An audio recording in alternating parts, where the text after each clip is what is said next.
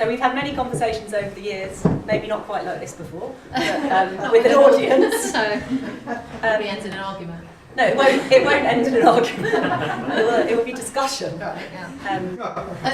So I guess I want to start, obviously I know you, I've known you all my life, but our upbringing, we were actually indoctrinated basically in atheism. No, you weren't. Oh, Mom,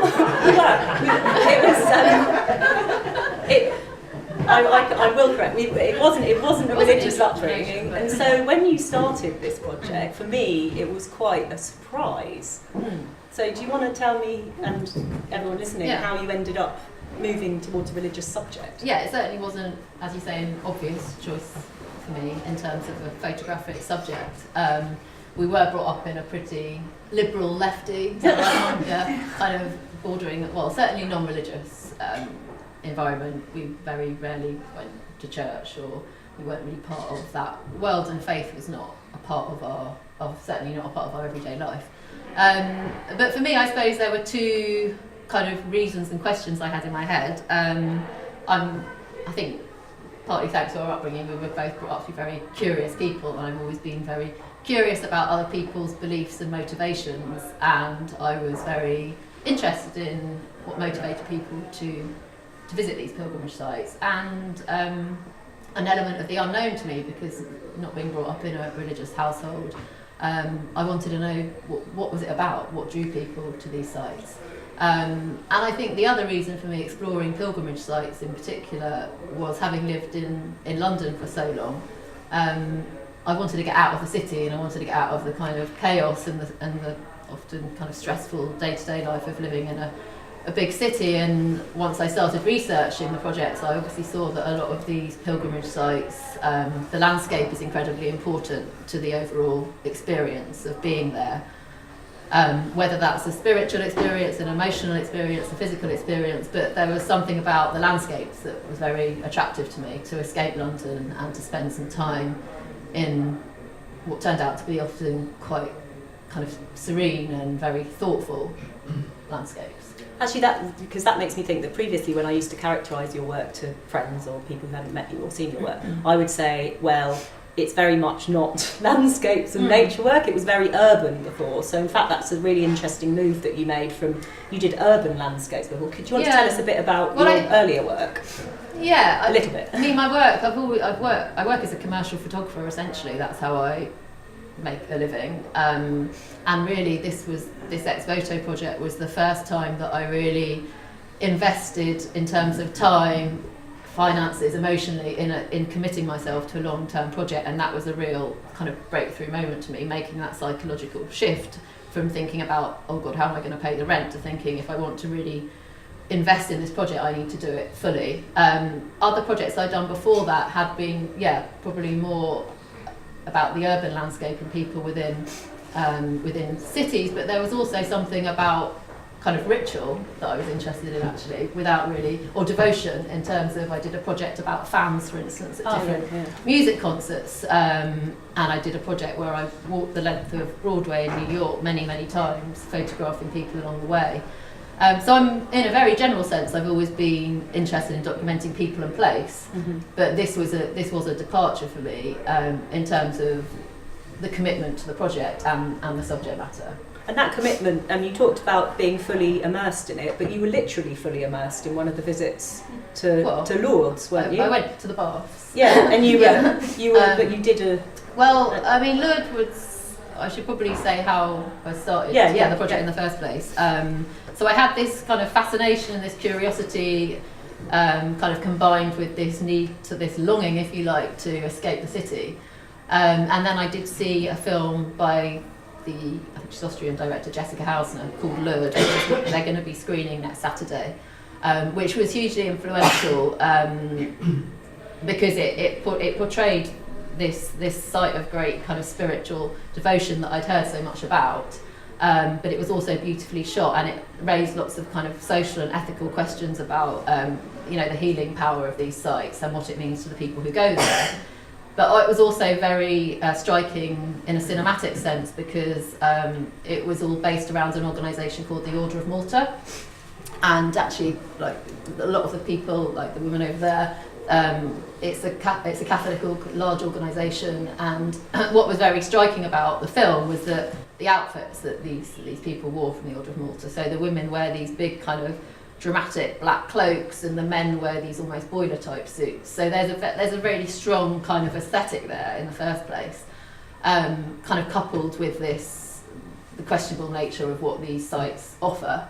So I saw the film and I really thought, right, I just need to go there, and I'd never been there before. I'd heard a lot about it. So that was when I can be quite impulsive sometimes, and that's when I put myself on the kind of pilgrim package tour, which is actually a kind of booming business. But I booked myself on a plane and went over there and tried to begin the project, but this was several years ago now, and I soon realised that how complex and how challenging photographing faith is, because also it took me many years to work out what I was trying to say with these images. So a lot of the actual kind of visual aspect and the story behind the images is me trying to also understand what I was doing there and how I was feeling when I was in these places. And how far, you talk about it being something where you're learning from the process as well, and you actually undertook, didn't you, an MA in anthropology. So how far has that informed this work? Your previous projects weren't informed by that. I would say that academia obviously helps you reflect on things, but they weren't informed by that formal study. Well, I was aware that I was tackling something that was outside of my own understanding or knowledge, really. And in a sense, I wanted to give myself more credibility in order to document these places. But I also wanted to really enrich my understanding. And I felt that a good way to do it would be going back into research and back into seminars and back into libraries and being in these discussions and so I was trying to immerse myself when I was there in the physical sense, but also kind of cerebrally, I suppose. And I did actually find at SOAS, it was the only one I think that exists. It was a anthropology of travel, tourism and pilgrimage. So I wasn't so interested in the travel and tourism bit, but I did end up writing my dissertation about Lourdes. And it's very difficult to say exactly how it influenced the work, but other than it just made me think about it in a different way.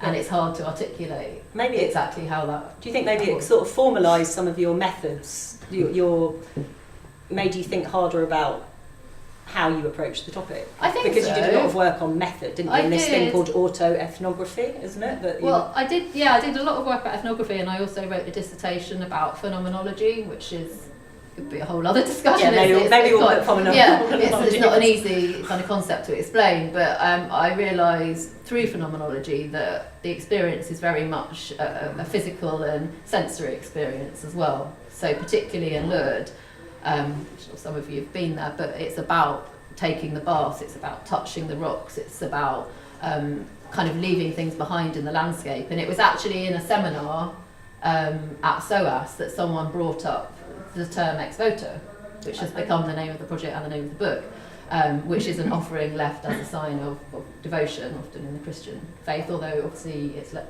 people leave notes in other religious faiths as well. It's quite a known thing to do. But it was during that discussion that the term Ex-Voto came, and at that point I'd been going to Lourdes several times and the project hadn't been working, but something kind of clicked and I realised that I'd seen these objects that in some ways seemed very insignificant, but that were actually kind of imbued with huge amounts of meaning and sentiment. So what kind of objects? So for instance, for here, someone's written a small note or prayer note or a kind of giving thanks for something, and they've put it in the little cross, or over here someone's left a little passport photo. So they're these very, very personal and meaningful expressions of hope and gratitude often that become almost part of the landscape, and they're quite easy to pass by as well. And once I kind of discovered them, if you like, it became almost like a little treasure hunt, because you would find them in unusual and strange places, and they would be unexpected,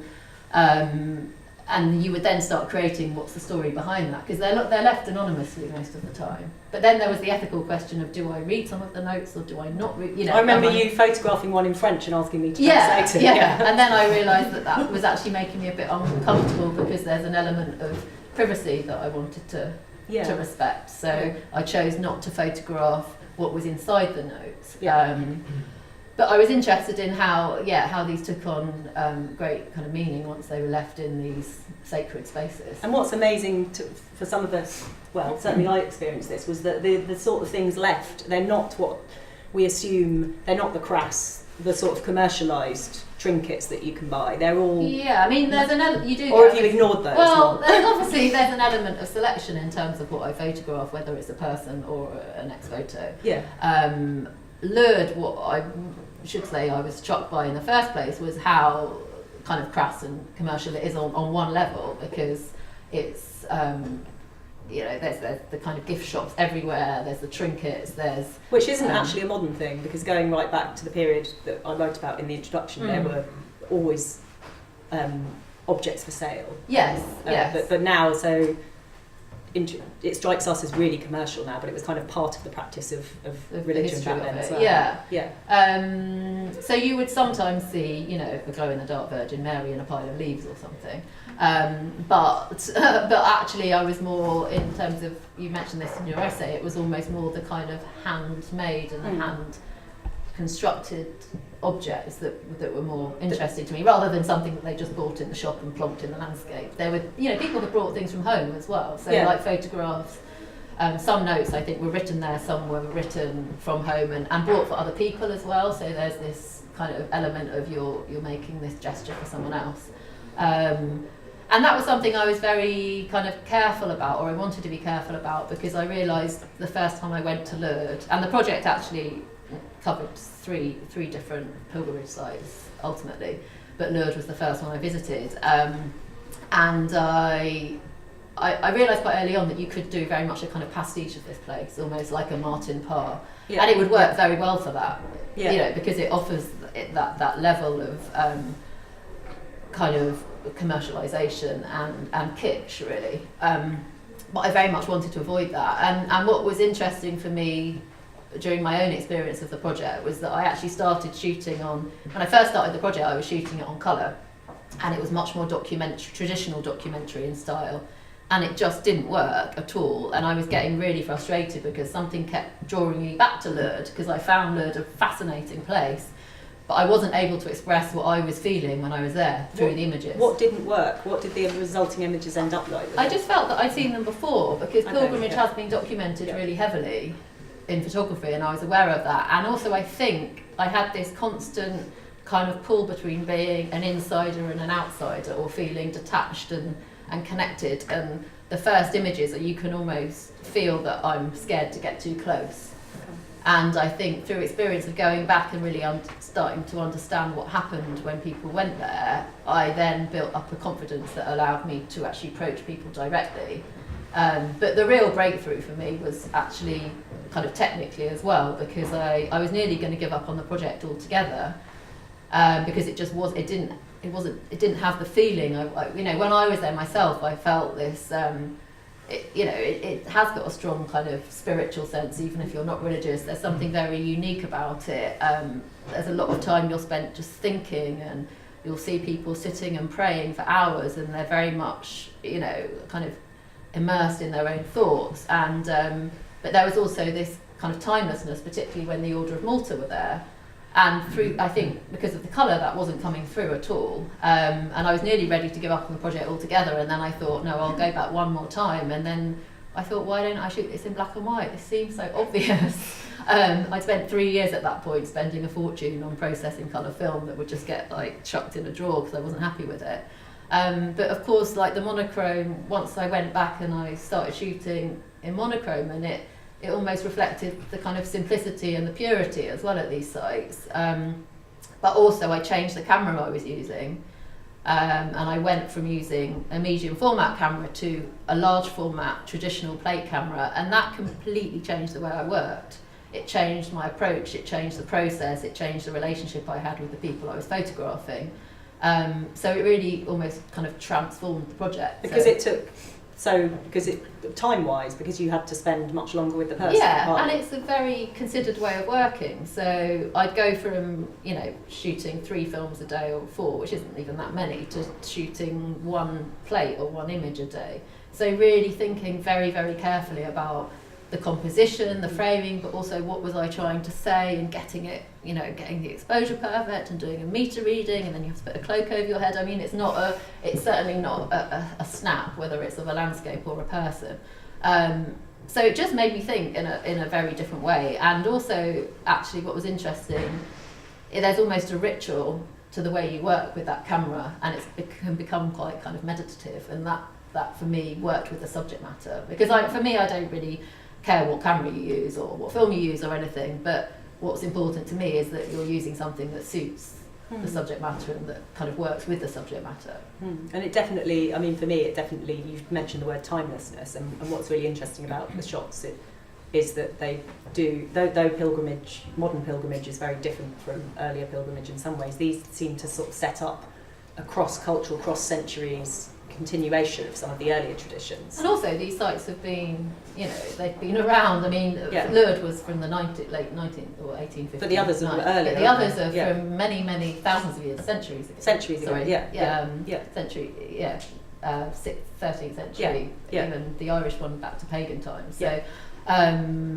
So, having that element of them feeling from another time was really important. And when I was there, that's how I felt. I felt very kind of disconnected from the modern world often. But then you'd have things like nuns on their mobile phones the whole time. So, it's not that everyone was kind of, separated from technology. They're not on a kind of techno-free retreat or anything. No. And actually, when I then, with the later work, which I can talk about, when I went to stay with Vera in her convent, I was also surprised that they're living this monastic life, yet they're fully embracing technology. So there is the kind of almost a conflict there, but I felt when I was there that there was definitely a kind of otherworldliness and a timelessness. And you said that the technique that you ended up with, the longer process of the camera, the large format, large format camera, helped you kind of forge more of a relationship with the person. I'm quite interested in how you picked people and how you approached them, and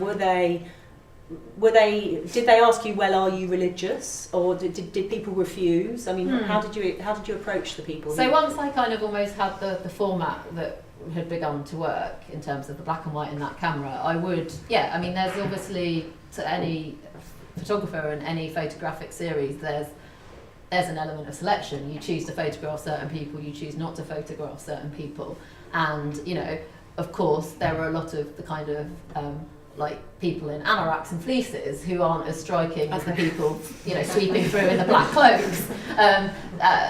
You're kind of regular pilgrims, if you like. So they didn't have that same kind of presence. So of course there's an element of selection, and I would see, I mean, people who've been to Lourdes, there's a huge kind of, it's called the sanctuary or the domain, which is where the basilica is and the grotto is, and it's this huge space that's very, very, very busy in one sense, but also there's much quieter and stiller elements of it, kind of down by the river. And I would often sit, and I did go with my friend and assistant who helped me.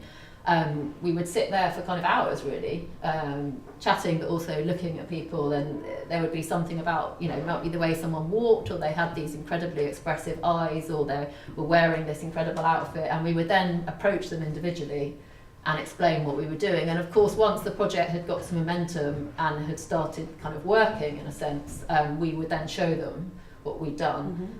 But the process of using that camera, it means it's not just a snap, it's much more considered. So they would often actually be very interested in seeing this, because although Lourdes is documented very heavily, a lot of people, there's still lots of selfie sticks and stuff, and suddenly I'm turning up with this huge cumbersome camera with like bellows and a cloak over my head, which weirdly the cloak actually looked like the Order of Malta cloak. So I kind of fitted in that sense. But they were very interested in the process, and I think they understood that this was something I was very serious about, and also they could see, once I'd taken some images, that I was very aware that, because I didn't necessarily share the religious belief, that I wanted them to be aware that I wanted to photograph them in a very sensitive and respectful manner, but also a kind of powerful manner. So there is a kind of strength, whether that's a spiritual strength or having a strong soul or sense of faith that comes through in the images. So yes, of course, there's an element of selection, and it's hard to say why some people appealed. And actually, what I was surprised about was also the amount of young people, and at all the 3 sites. So in Lourdes and in Poland, there were loads of young people, and in Ballyverley in Ireland. So I think often people think the pilgrimage sites are full of people kind of, ruminating on their life choices and experiences, and they're much older, but actually there was a huge kind of youthful element to the people there as well. It was very kind of intergenerational. But certainly using that camera, it gives you a different relationship with your subject. I found. And you started, so the project started out from Lourdes. Yes. But how did you pick the other 2? Because there are lots of options. Yeah, aren't there?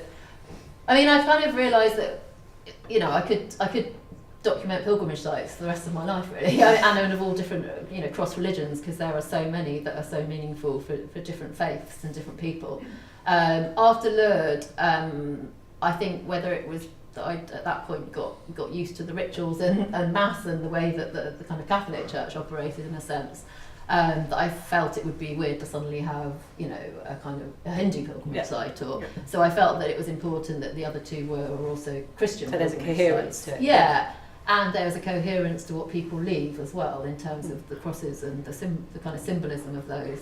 And after Lourdes, I'd always wanted to spend more time in Ireland, so I thought about Knock, which is very well known, but then that was a bit like a mini Lourdes. So I then just did some research. Of course, with the internet now, it's very easy to look at visuals and Google Map and see actually exactly where somewhere looks like. And I found this very small village, which is between Cork and Kerry, called Ballyverny. And that's the one with the kind of pagan history. Is a St Gobernate is the kind of saint there, and a lot of these sites, of course, are to do with healing, and it was very significant in terms of she had some visions of 9 white deer, and then people in the village started to be cured of certain ailments.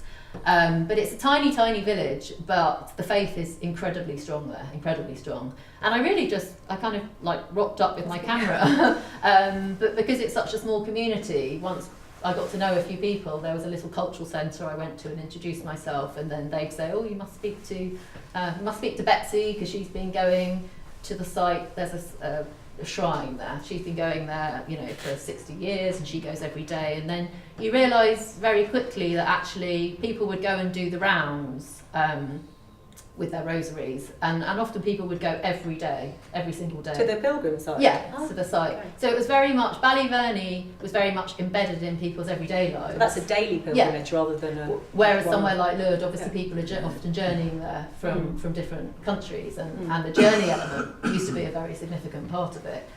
Because of it being so arduous. And now people can obviously get planes and trains, it's different, or drive there. But Ballyverny was a very small site, but that had huge significance for the community. It's the centre of their community, really. Doesn't it have an annual ritual where they measure the height of They measure the saint? length of a wooden goblet. So and actually I soon noticed that there were different kind of styles to the way people would leave things. So in Ballyverny, the ribbons were really significant. So people would leave ribbons tied on trees, or they would leave them wrapped around twigs.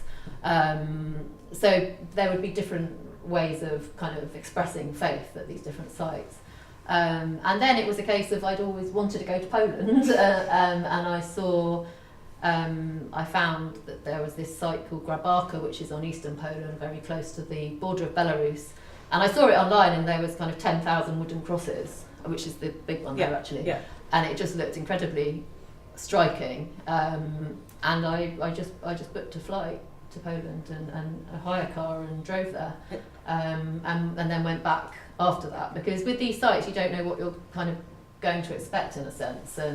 And when I first went there, it was very, very quiet. So the landscape almost had quite a kind of sinister feel to it, because suddenly thinking you're kind of on your own with 10,000 wooden crosses in a slightly spooky forest. But then I realised, once I started talking to people, and of course a lot of these projects are based around trust and relationships that you build, that there was a feast day every year, which there often is with these sites, where you would then get thousands of people turn up.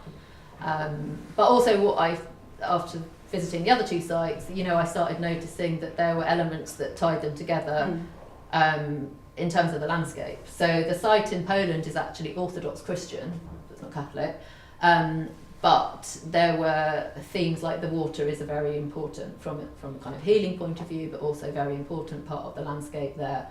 The rocks were very important, the forests were very important, and so these kind of thematic sort of motifs kind of made themselves kind of clearer, I suppose, as the project progressed, and actually tied the three locations together quite well from a visual point of view as well. And you've talked on, in answer to several questions, about the need to convey how sensitively you're approaching the religion, because they might be suspicious because you're not actually yourself professing a faith. Yeah. Now, one relationship you developed in particular was with Vera. Vera's on the back wall, isn't she? Do you want to tell us a bit more about this extraordinary character? Yeah. And you've developed a film as well, haven't you? Yeah, so Vera is, I suppose, a character who really kind of stood out for me, and I actually met her at Grabarka, the site in Poland. And sometimes it can be a bit nerve-wracking approaching people to photograph them, you know. So I sometimes go to my assistant and go, "Oh, can you go and ask her?" And she looks. I thought she looked a bit scary because she had this incredibly intense look to her. She looked incredible. So I said, "Oh, Cecile, go and ask her, go on." And she was collecting money for her convent. So she'd actually travelled just over the border from Belarus to Poland. And we asked her, and then she just said, "Ladies, of course, like, I'd love to." And we were like, suddenly, wow, like, she speaks really good English, and she's kind of got this great kind of dramatic personality to her. So I normally only take 1 or 2 shots per person, partly because it's a slow process, and partly because the film's so expensive to process. So every time you do it, you're thinking £15. I hope this works out. So you kind of got that in your head. But I mean, Vera was just extraordinary. She just had this presence, and it's really hard to explain, but her faith just came through so strongly. Even when I remember focusing on her eyes and focusing on her through the plate, and I just thought, God, this woman's extraordinary. And we stayed, she gave us her email, which hilariously is like Nunna Vera at email or something like that. And I was really kind of naive, thinking, I don't know if nuns have email. And of course, you know, they're not completely disconnected from the modern world. But she has chosen this very simple in lots of ways, well, complex in some ways, simple in others, monastic life. And we stayed in touch, and she invited us back to her convent in Belarus. And I never really knew if we'd actually go there, but then I got some money from a Sony grant to make new work or to finish a project. And I actually originally wanted to use the money to finish Ex-Voto, because at that stage I knew that it was going to be a book and that I maybe needed a few more images. But the proviso of getting the award from Sony was that you had to shoot it all on Sony. So of course that wouldn't have worked because I was using this very old-fashioned camera. And then I thought, well, actually, why don't we use it as an opportunity to stay with her and make a film about her life? So we did. We went to Belarus and stayed with her in her convent, and struck up quite, you know, close friendship really. So we've been twice now, and there's a short film playing at the back, which was the result of our first trip. And then we went back in January when it was deep snow. So it was a very different feeling to the landscape visually. And I mean, Vera is so interesting on so many levels, but she also she has this extraordinary relationship with horses. Yeah, so it's not just God for her, is it? It's the horses profound. She has a profound connection with them, and her obedience. So all the nuns have a particular obedience, and some of them have got like a slightly duller one, like selling candles in the shop, you know. But hers is looking after the horses on this farm, the farmland. So her obedience, her duty. Her duty, her service, But what's also really, I mean, I could talk about Vera for hours because she's so interesting. What's very interesting about Vera is that, and she's very open about this, so this doesn't come through in the first film, but we're making a longer film, is that she was a heroin addict for nearly a decade, and had a really hard life she had a life of kind of partying, and she was very depressed and was addicted to drugs, and she was sent to the convent, have a kind of, they call it a rehabilitation centre, which it kind of is for men and women in the rural part of outside of Minsk, where men and women who often, and this is kind of documented in the film, who are suffering from all sorts of problems, survivors of domestic abuse, drug addicts, the homeless. They're looked after very well, but they also have to work, you know, but it provides them a safe and secure place to kind of build their lives, really. And she was actually there originally as a kind of recovering drug addict, but she had this big transformative moment where she realised, having not been religious at all, that she wanted to dedicate her life. So that's like a kind of exemplary conversion narrative where the faith has kind of saved her in that sense. Oh, absolutely. She feels she would definitely not be around if it wasn't for her kind of discovering this relationship with God. But she's also a very funny woman. You know, like I was a bit scared of her when I first met her, but she's very humorous. She's very playful. She's quite a performer. So I think she, you know, in her old life, there was an element of her having this kind of performative, very expressive kind of side to her that comes through at certain times. But then, you know, then she'll spend 8 hours a day in intense prayer. So she's very interesting on many levels, and that's the kind of relationship that I wasn't expecting to kind of go further than the project. But it has developed, and she's kind of an amazing woman.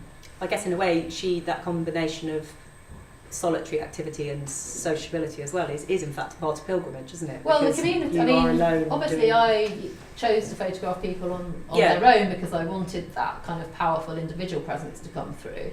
But obviously community is hugely important, and going back to somewhere like Lourdes, which of course is known in many ways for its healing and the kind of miraculous cures, although there's only been 69 in, you know, quite...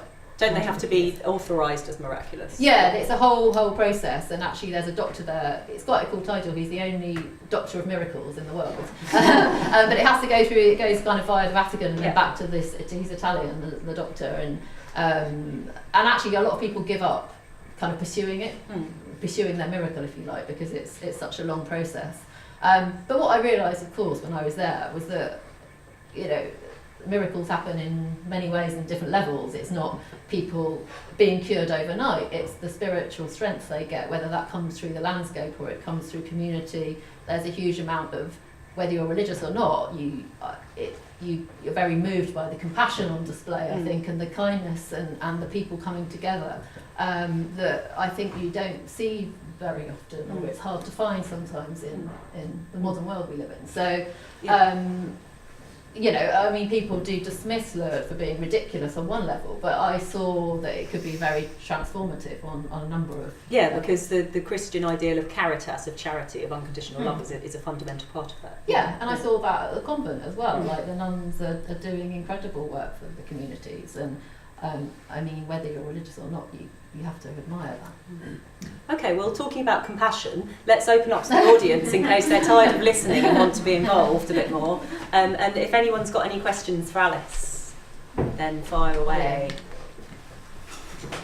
So Alys, did I understand your sister say you actually went into the water at Lourdes? I did, yeah. And I went to the bar. Could you talk a bit about that? Did you go for healing of a certain thing? Did you go to see, and what did you experience? I mean, I went mainly because I was writing my dissertation about Lourdes, and it included the kind of rituals that people did when they were there. And I actually had a slightly kind of moral dilemma with it, because I thought, is this something that I should be doing when I am still quite firmly a kind of non-believer?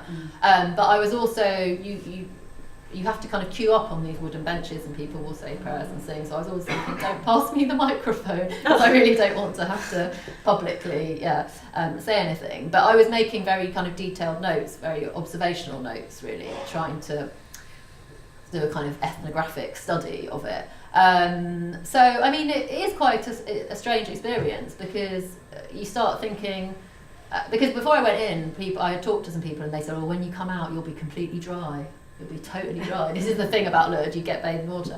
And of course, when I came out, I was like, oh, I did dry much quicker than, you know. But then you're thinking, is this because people have been telling you this? Of course. But I did what was interesting. I mean, I felt that I was doing it for a different reason, in a sense. I wasn't doing it to try and heal myself in a physical way. But I think, you know, people were very emotional. You know, from my observations, there were people who would come out incredibly emotional, very teary, and There were sick children there, you know, it's part of it's a very important part of people's experience in Lourdes. So even people who go for years and years on end, they'll always go to the baths. It's one of the kind of main, not really activities, but experiences that people do. So for me, it was part of my research, I suppose. But people do feel different sometimes when they come out, and whether that is a psychological or a kind of spiritual strength that they've gained.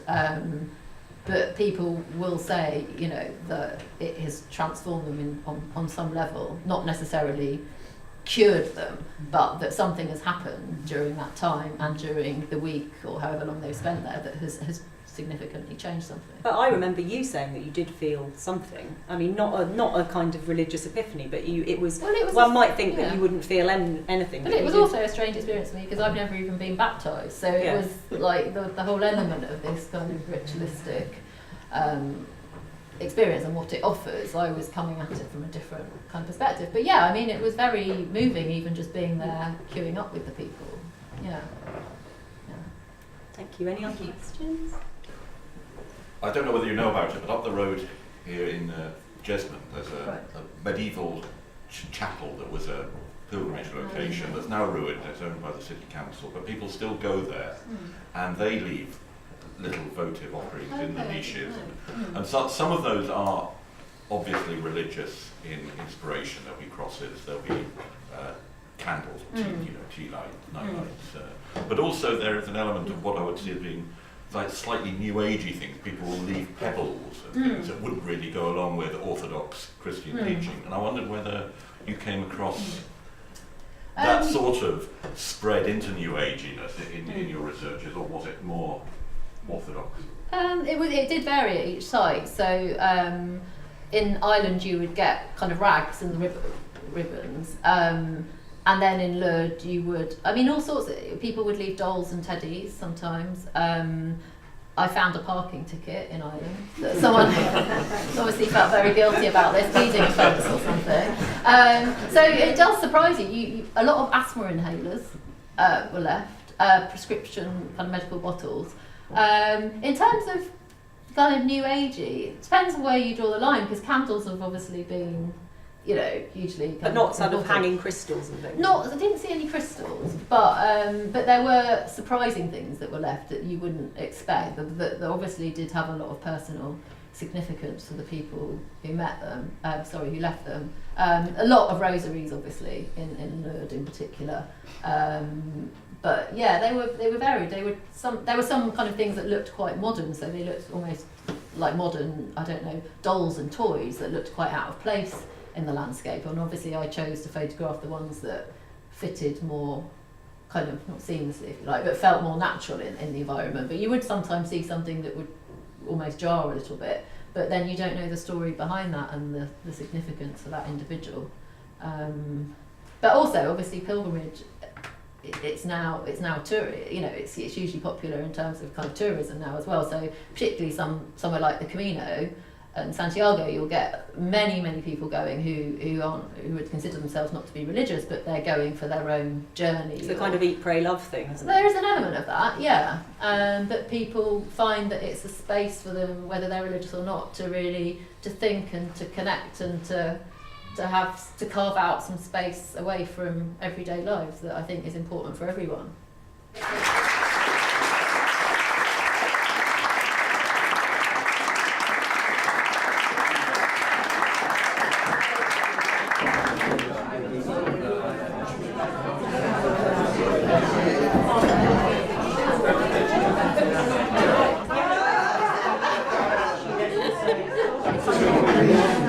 Yeah.